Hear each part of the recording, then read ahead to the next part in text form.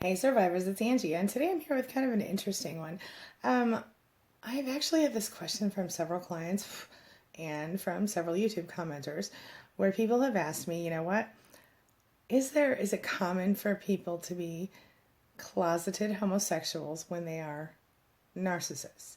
And is it common for narcissists to go outside of their natural sexuality in order to get supply? I find these questions very interesting. Let's talk about it. So we all know that if somebody is incredibly homophobic, they sometimes are a closeted narcissist, right? But what do we do when somebody is not so homophobic as they are secretive? Of course, sometimes you've got your homophobic, oh, stay away from me, la la la, homophobic narcissist, and sometimes that's because they're insecure about their own sexuality because they're straight, but they question maybe, or sometimes it's because they really are narcissistic. Now, there are different theories on why this happens, but my guess is that part of the reason they might be narcissists is because they were raised by people who were homophobic, and so they were taught that what they were was wrong. Does this make it okay for them to marry a woman and turn around and, leave the woman hanging years in or whatever and waste many years of her life? No. And if the same goes for if a woman is a lesbian and marries a man, it's not fair to the person they marry. That person is still their supply whether they like it or not. But as we all know, those people tend to be, at least in some cases, abused because they feel alone in the marriage. They feel if they're not being emotionally abused, they might be being physically abused. So when it comes to the closeted gay narcissist, for males or females, again, if you think about it, the fact is that they've had to create a false self in order to exist in the society that they are in, right? It's the part of themselves where they have literally chosen to pretend to be something they're not in order to survive in society, okay? So if you think about the fact that every narcissist creates a false self and comes to believe it so strong, it's an interesting place to be. So in my opinion, it's like this. If a person grows up gay or is born gay, and then they are taught by their parents and family members and schoolmates and everything that it is not okay to be gay, what do you think is going to happen? That person's going to create a false self, and if they're lucky, they'll convince themselves that they're not actually gay. Feel me? The unfortunate part is that as they get older and they begin to get in relationships, they might be able to get all the pretty girls because, of course, or pretty, handsome guys or whatever. They might be great looking, they might be charismatic and everything else, but what ends up happening, it's kind of sad, is that society tells them they need to marry a woman or a man, whatever their sexuality is supposed to be, and they do that, and then the person who's married to them is abused and wastes months, years of their lives, decades of their lives. One person who's very close to me married someone who they met as a soldier, which was pretty manly, and a sniper and all of this, and then that person became someone of the opposite sex, obviously from male to female, and that was something devastating for my friend because she was unable to bear children ever as a result of it because of the pain that, because of the many years they spent together, and she was, by the time he was finally gone and she could have moved on, she dealt with health problems and was unable to conceive. I just think it's really unfair.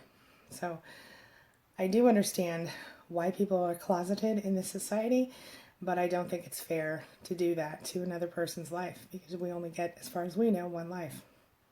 I don't have a lot of really firsthand knowledge on this topic, but I do understand why a person would want to be closeted, as I said, and I also understand. I think in this case, the case of the male or female who marries someone of the opposite sex but is secretly gay, I think that puts them. I almost feel sorry for them, almost, not quite. To clarify, the only reason I don't feel sorry for them is because I understand a person being afraid to come out and be who they are to the world, but I don't understand a person who ruins another person's life in the process. That's evidence of narcissism. You feel me? There's another type of narcissist that I think is even worse, and that's the type of narcissist who is homo or heterosexual but pretends to be the opposite in order to use a person and take a person's freedom, take a person's money, take a person's stuff to use a person for whatever reason, okay? It's one thing to ask, your girlfriend to be your beard, so to speak, at your family reunion if you haven't come out yet. But you need to let that girl know that y'all are just friends, and don't let her believe the lie with the rest of the family. It's not fair. Same thing if it's a guy, a woman who's a lesbian and wants to have whatever the opposite of that is for, I don't think they call it beards, but whatever they call it when it's a lesbian, having a man friend escort her to prevent people from finding out. But again, it's not fair to let someone fall in love with you and not tell them the truth. You should tell them the truth before you allow that to happen if you're in that situation. But because ultimately what happens is that the people who experience this type of, I almost want to call it abuse by omission, where you're not technically, you're lying about who you are, but even if you aren't even really sure who you are, yeah. But in these cases, you're in a situation where, what I'm talking about right here is people who know who they are and people who choose to pretend, to be sexually fluid in order to achieve an end result and use a person. That's all I'm saying. People who are pretending to be something they're not in order to get close to another person for the purpose of using them. And some people would call this almost a form of rape because if you lie to a person to get them in bed with you, some people say that's like rape. I don't know what I think about that. What do you think? So just like any narcissist, a gay closeted narcissist or a gay person pretending to be a straight person or a straight person pretending to be a gay person has some similar issues. They don't take personal responsibility. They always have an excuse. They use down on their luck stories. They complain, they bitch, they moan, life is terrible, poor them, or everything seems perfect, but you just never have sex with them, or they have a really good friend. There's some TV show I was watching. I think it was called GCB. Anybody hear that one? It was cute. It used to be on TV. Now I've only seen it on Hulu, I think, but just like it's in reruns. Anyway, and on that show, there's a very powerful woman who is married to a gay man who has a ranch hand. He hangs out with a lot out on the ranch. But it turns out that this woman already knows, so she's not really a victim here, and neither is he. They have a working arrangement. And hey, if that's the deal, that's fine if y'all have a working arrangement.